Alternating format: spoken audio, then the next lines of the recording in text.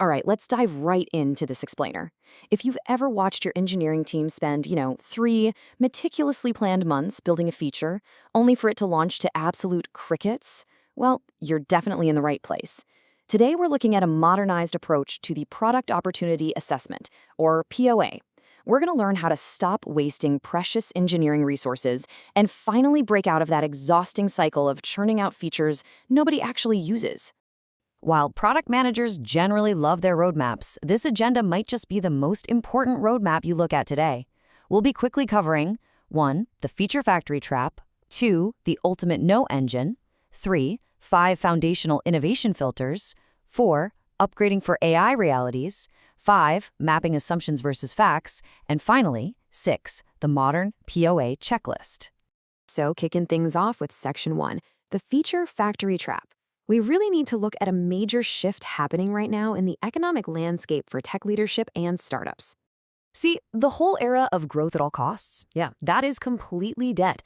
We used to live in this world heavily subsidized by cheap capital, where teams would just ship features to show activity. Honestly, the unstated goal was often just keeping the Jira board moving so everyone looked busy.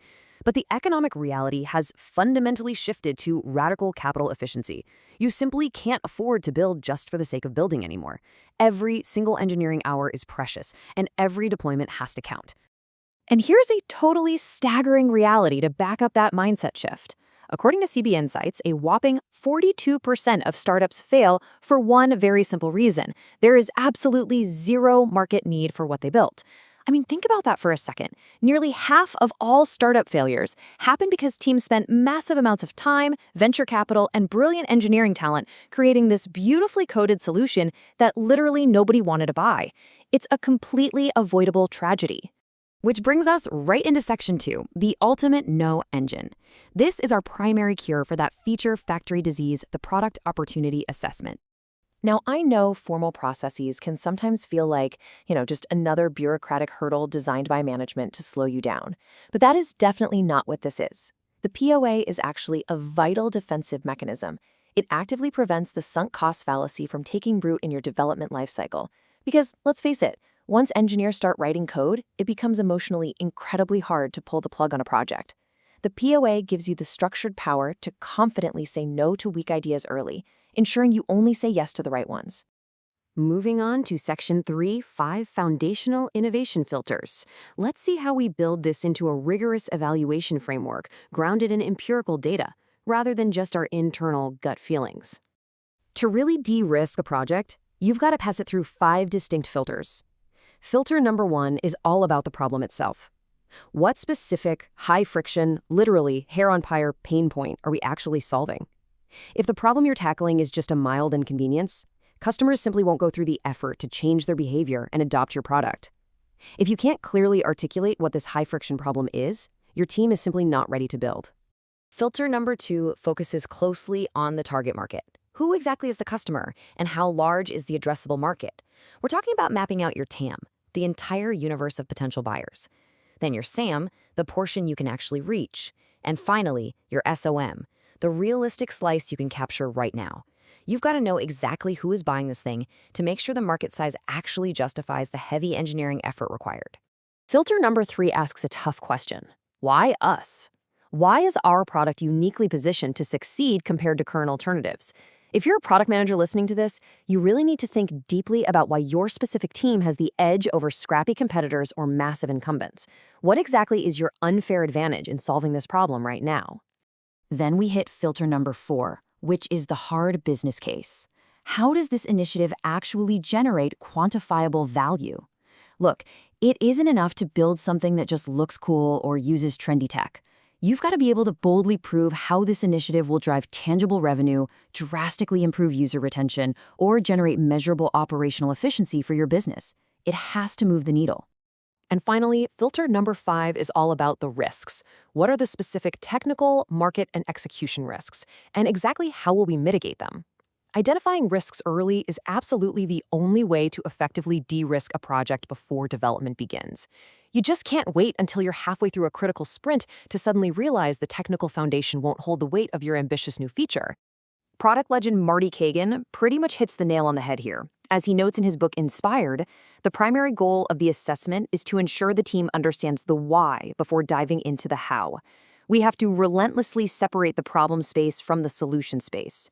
You must lock in your why before anyone is allowed to touch the how. All right, Section 4, Upgrading for AI Realities.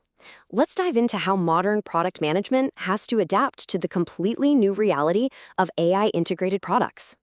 Standard opportunity assessments just aren't quite enough anymore. You have to thoroughly evaluate the architectural viability of the AI models you plan to use, what we call model feasibility.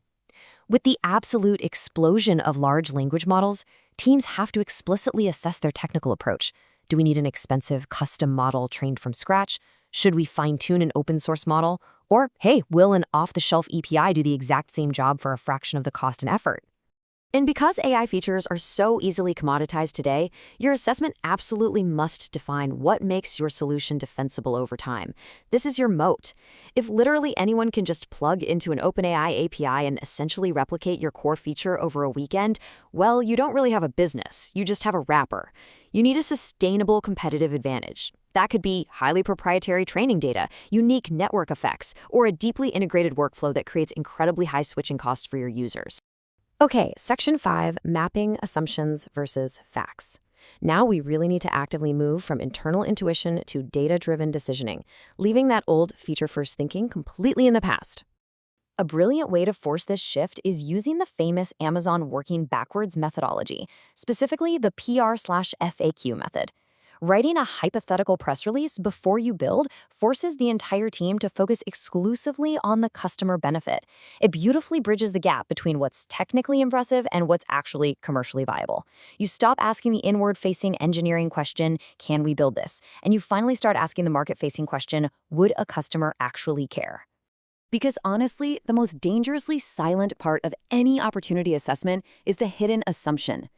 You should map this out crystal clear for your stakeholders.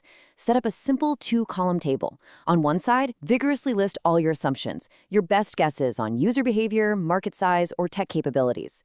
On the other side, list your facts, the hard, validated data from actual user interviews and product analytics. Every single assumption on that list needs an experiment designed to turn it into a concrete fact. Which brings us to Section 6, the modern POA checklist. We're wrapping up with the ultimate tool to ensure your assessment is comprehensive and completely audit-ready.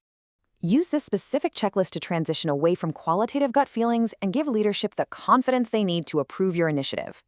A modern POA must explicitly state the problem definition. Crucially, it needs evidence of need, and we're talking at least 10 qualitative user interview insights or survey results. Why 10?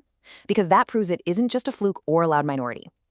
It also requires backed-up market size figures, a clear competitive moat, and heavily defined success metrics. To round out the checklist, include a risk matrix to visually map confidence versus impact for every identified risk.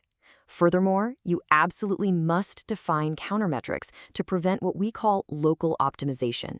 For example, if your North Star metric is driving massive new feature adoption, your countermetric might monitor overall system latency. This ensures that driving that adoption doesn't inadvertently crash the system performance for everyone else. You want to make sure solving one problem doesn't secretly create 2 new ones.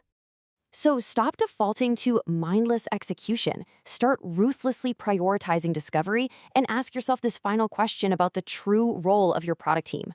Are you a strategic partner in the long-term success of the business, or are you just a reactive feature factory blindly filling a quota?